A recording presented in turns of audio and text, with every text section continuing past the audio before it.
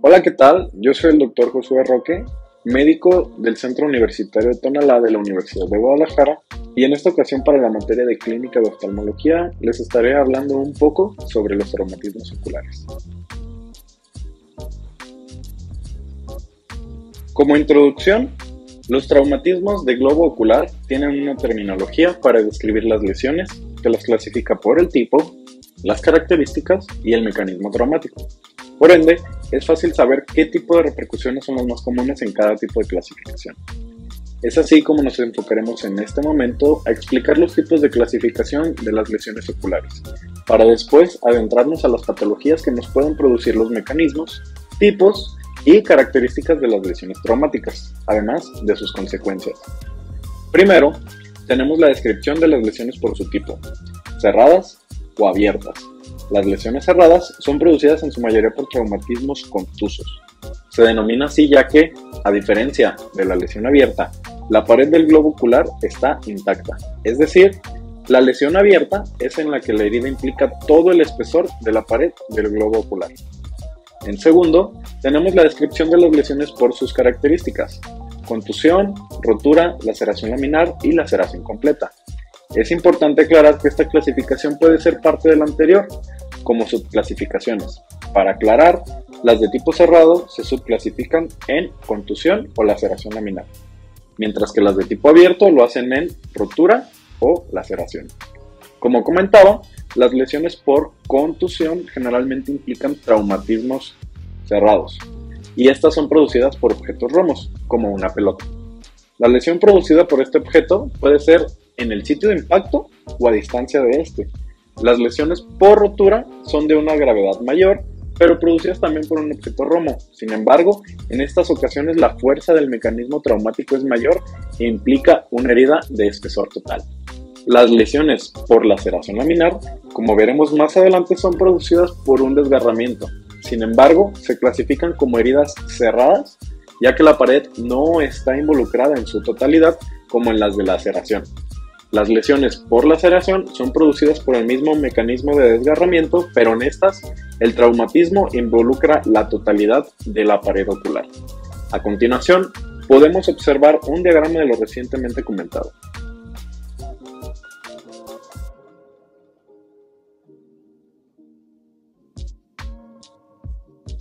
Una tercera clasificación describe cuál fue el mecanismo traumático que causó la lesión por laceración.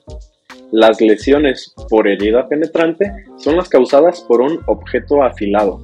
Por definición, es una herida que es a un solo mecanismo de espesor total, pero sin herida de salida del objeto. Cuando en el mismo mecanismo el objeto causa dos heridas, una de entrada y otra de salida, se denomina lesión por perforación. Estas son causadas por un proyectil habitualmente. Ambas pueden asociarse a la retención de un cuerpo extraño intraocular. Dejando atrás la clasificación, que sería lo primero que tengamos que indagar cuando se nos presente un paciente con un motivo de consulta de traumatismo, para orientarnos a identificar y descartar unas lesiones de otras, lo siguiente sería solicitar pruebas complementarias. Dentro de las pruebas complementarias tenemos 4 de imagenología y una de fisiología. La más sencilla y accesible de todas las pruebas de imagen es la radiografía simple. A pesar de su relativa facilidad de toma y lectura, la interpretación que nos puede dar este estudio es muy pobre. Básicamente solo nos ayuda a detectar la presencia de un cuerpo extraño, dependiendo del material, tamaño y la habilidad del lector.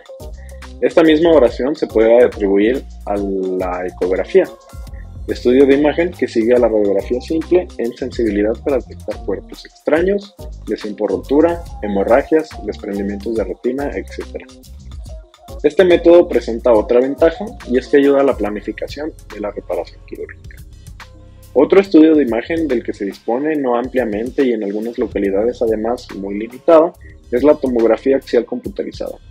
Sus ventajas son, así como la ecografía, es mejor para detectar cuerpos extraños y es útil para determinar la integridad de las estructuras intracraneales vecinas. Aún más precisa que la TAC está la resonancia magnética nuclear. Esta tiene mayor sensibilidad para identificar y valorar las lesiones del globo, aunque no para las lesiones óseas, donde destaca la TAC por encima de la resonancia. Su mayor ventaja, que en algunos casos se convierte en peor desventaja, es que no usa radiación ionizante para la obtención de la imagen, lo hace a través del magnetismo. Traducido a un contexto clínico, el usar este método no expone al paciente a radiación ionizante, lo cual es una ventaja, pero no puede usarse en sospecha de un cuerpo extraño intraocular de material metálico ferroso, ya que esto agravaría la herida ya presente. Por último, la única prueba fisiológica es la electrofisiología de los tejidos neuronales, la retina y el nervio óptico. Su utilidad es mayor cuando ha pasado un tiempo y se sospecha de un cuerpo extraño intraocular detenido. Pasando a las lesiones e iniciando con el traumatismo contuso, las tres causas más frecuentes son pelotas, cuerdas elásticas para equipaje y tapones de bebidas espumosas. El mecanismo de contusión produce una compresión antero-posterior con expansión simultánea en el plano ecuatorial. La deformación de las estructuras oculares hacia el interior del órgano causa un aumento transitorio, pero alto, de la presión intraocular. Principalmente el impacto se absorbe en el iris, el cristalino o el vitrio, y como se mencionaba al inicio, la lesión puede ser a distancia del sitio de impacto como el polo posterior. Es importante mencionar que las contusiones de forma frecuente darán lugar a complicaciones ocultas que se reconocen a largo plazo, por lo que todo traumatismo ocular por lesión contusa es de pronóstico reservado.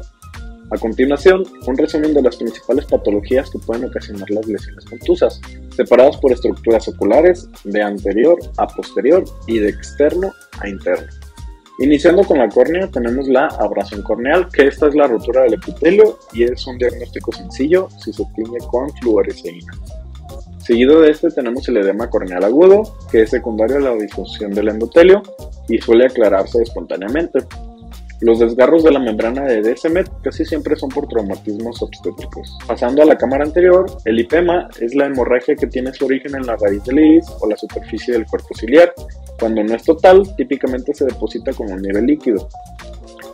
En la pupila podemos apreciar el anillo de Bosseus. Este sucede por una compresión momentánea del iris contra la superficie anterior del cristalino, con la consiguiente impresión de pigmento del borde de la pupila. Se acompaña de miosis transitoria y si hay lesión del esfínter, da lugar a midriasis traumática, la cual puede permanecer. Es común encontrar anormalidades de los reflejos pupilares y los desgarros radiales del borde de la pupila. Siguiendo con el iris, la primera manifestación puede ser una iridodiálisis, que es la reparación del iris del cuerpo ciliar en su raíz. La pupila adquiere forma de D y el área de separación se aprecia como un área biconvexa oscura cerca del limbo corneal. Si está cubierta por el párpado superior, es asintomática, si no, hay diplopía monocular y deslumbramiento que obligan su reparación quirúrgica. La anidiria es la separación del iris en los 360 grados de su sujeción, lo cual es raro. Continuando con el cristalino, tenemos la catarata, que es la opacidad del cristalino, y es una secuela frecuente, puede ser por lesión directa contra las fibras o rupturas pequeñas de la cápsula posterior que permiten la entrada del humor acuoso y la hidratación de las fibras. La formación de rosetas es un dato pivote de una catarata, consecuencia de un traumatismo contuso. La subluxación del cristalino se da por desgarro de los ligamentos suspensorios y tiende a desviarse hacia el meridiano con la zónula intacta. Puede observarse iridodonesis y o facodonesis con los movimientos oculares. La luxación del cristalino se da por desgarro en 360 grados de las fibras anulares. Es rara y debe sospecharse con algún problema predisponente previo. Pasando al vítreo, la hemorragia vítrea se asocia al desprendimiento de vítreo posterior. Habitualmente se ven células pigmentadas como en polvo de tabaco. Pasando con la retina, tenemos la conmoción retiniana. La retina sufre opacificación edematosa que confiere al área afectada un aspecto grisáceo y esta es generalmente en el fondo de ojo temporal. Si la mácula se ve afectada, se puede apreciar una mancha rojo cereza en la fovea. Su pronóstico es bueno en los casos leves, con resolución espontánea al cabo de varias semanas. Sin embargo, en casos graves las secuelas son degeneración pigmentaria progresiva y agujero macular. La diálisis retiniana es una ruptura que ocurre por tracción de un gel vítreo relativamente inelástico sobre la cara posterior de la base del vítreo. Se producen generalmente en los cuadrantes nasal superior y temporal inferior y adopta un aspecto de asa de cubo. Pasando con la coroides, la rotura coroidea afecta a la coroides, la membrana de Bruch y el epitelio pigmentario de la retina. Puede ser directa en el sitio del impacto y discurrir paralela a la ora serrata o indirecta en el sitio opuesto. El pronóstico visual es malo si se afecta la fovea.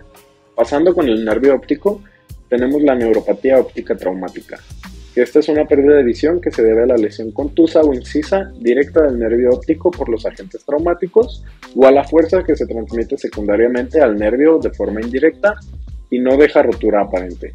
La avulsión del nervio óptico ocurre en las ocasiones en que un objeto se introduce entre el globo ocular y la pared orbitaria, desplazándolo.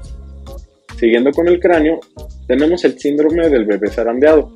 Los abusos físicos que ocurren en niños menores de 2 años causan traumatismos por aceleración y desaceleración rotacional de la cabeza.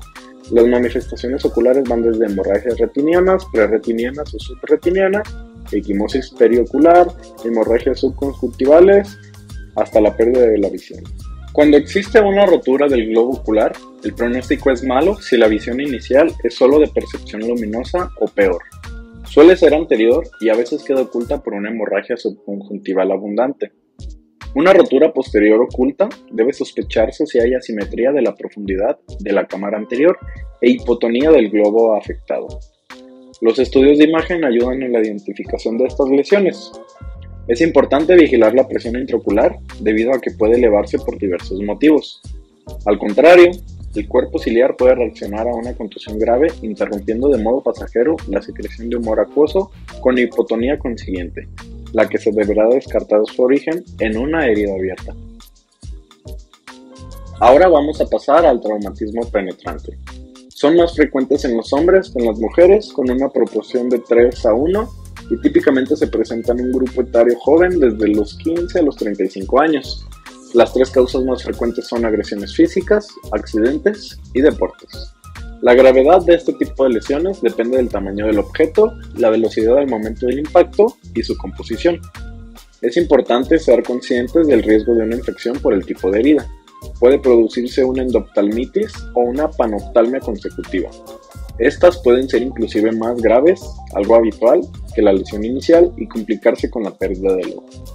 La infección o los factores de riesgo para presentarla obligan a valorar la inyección de antibióticos intravítreos de forma profiláctica. A menudo se opta por la vancomicina, sin embargo, esta selección es basada en la individualización del caso y los antibióticos disponibles. A continuación, las principales patologías producidas por un mecanismo penetrante, con el mismo orden explicado anteriormente para las producidas por las contusiones. Iniciando con la córnea, tenemos la penetración corneal. Es típico el hallazgo de pupila piriforme y el aplanamiento de la cámara anterior, aunque pueden estar ausentes. A menudo necesitan de cierre de primera intención con nylon de 8 a 10 ceros. Mientras más cercano sea el eje visual, se suturan puntos más finos cortos con hilo más fino, el punto medio de la herida y las porciones apicales al final.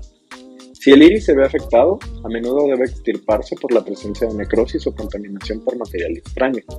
Si el cristalino se ve implicado, primero se repara la laceración y luego se extrae el cristalino mediante facoemulsificación o vitreotomo, y la implantación de una lente intraocular corrige o mejora los defectos visuales. Pasando con la esclera, tenemos la laceración escleral. Las que son anteriores, aunque tienen mejor pronóstico que las posteriores, pueden resultar en prolapso iridociliar o incarceración vítrea. En estos casos, se deben reponer los tejidos y el vítreo prolapsado cortarse al ras de la herida y suturarse con nylon de 7 a 8 ceros. Las posteriores a menudo se asocian con lesión de la retina, sin embargo, la reparación de la esclera es la prioridad inicial. Pasando con la retina, tenemos el desprendimiento de retina. Generalmente es traccional por la incarceración vítrea en la herida o a la fibrosis epirretiniana que se contrae. También es posible que semanas después se forme una ruptura, dando lugar a un desprendimiento reumatógeno de evolución más rápida. Otro hallazgo muy común tenemos el cuerpo extraño superficial. Son frecuentes las impactaciones de pequeños cuerpos extraños como partículas de acero, carbón o arena en la superficie de la córnea o la conjuntiva. En estas situaciones, la lágrima intenta lavarlos y se arrastran al sistema de drenaje lagrimal, o bien se quedan adheridos a la conjuntiva talsar superior, pudiendo arañar la córnea en cada parpadeo. Cuando ocurre, se observa un patrón vertical de abrasiones corneales lineales. Los cuerpos extraños con prolongaciones como púas, como las de insectos o material vegetal, pueden encajarse profundamente y causar molestias mayores. El paciente acude por una sensación de roce molesta Es típico ver una infiltración leucocitaria alrededor del cuerpo extraño y si este es de algún material ferroso, bastan unas horas para que las partículas causen oxidación del lecho de abrasión. Además, hay uveitis secundaria, miosis irritativa y fotofolia. El tratamiento implica retirar el cuerpo extraño con una aguja hipodérmica estéril calibre 25, aplicar antibiótico tópico y un antiinflamatorio no esteroideo. Si el cuerpo extraño no se extrae en su totalidad, hay un riesgo significativo de infección y ulceración corneal. Ante cualquier sospecha de infección, se tratará como una queratitis bacteriana. Otra situación es cuando el cuerpo extraño se aloja dentro del ojo, a lo que le llamamos cuerpo extraño intraocular. Estos ocasionan lesiones dentro del globo por diversas acciones, mecánicamente introduciendo una infección o ejerciendo efectos tóxicos. Entre los principales efectos mecánicos está la formación de catarata por lesión capsular, licuefacción vítrea y hemorragias o desgarros de retina. Los cuerpos extraños de origen orgánico se asocian a mayor tasa de infección y están contaminados frecuentemente por tierra.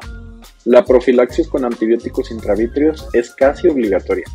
Los materiales que producen efectos tóxicos, por su parte, son generalmente hechos de hierro y cobre, ocasionando siderosis y calcosis.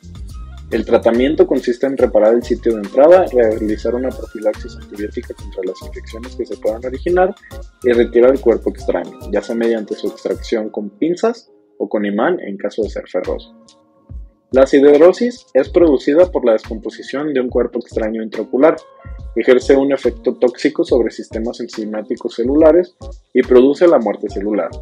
Los signos son catarata capsular anterior, tinción marrón rojiza del iris, que da lugar a heterocromía, y retinopatía pigmentaria, que es seguida de atrofia de la retina y el epitelio pigmentario. Esta última desemboca en una profunda pérdida de la visión. También se puede generar glaucoma. Por su parte, si el cuerpo extraño tiene un contenido de cobre alto, lleva un cuadro de pseudoendoftalmitis que progresa a tisis del globo ocular. Si el contenido de cobre es relativamente bajo, se origina calcosis. Se forma un anillo de Kaiser-Fleischer, al igual que una catarata en girasol. El depósito retiniano produce placas doradas que pueden ser vistas mediante la exploración de fondo de ojo. Debido a que el cobre es menos tóxico para la retina, generalmente no hay retinopatía degenerativa y se mantiene la visión. La endoftalmitis bacteriana aparece en 1 de cada 10 casos y se asocia con retrasos en la reparación primaria, la retención de un cuerpo extraño intraocular y la gravedad de las heridas. En el 90% de los casos, las bacterias aisladas son del grupo del estafilococos y los bacilos. El tratamiento se apoya fuertemente en los antibióticos como vancomicina, ciprofloxacino o moxifloxacino, junto con corticosteroides, ciclopélgicos tópicos, la retirada del cuerpo extraño y la reparación de la herida abierta. Muchas gracias por haber visto este video, nos vemos en la próxima.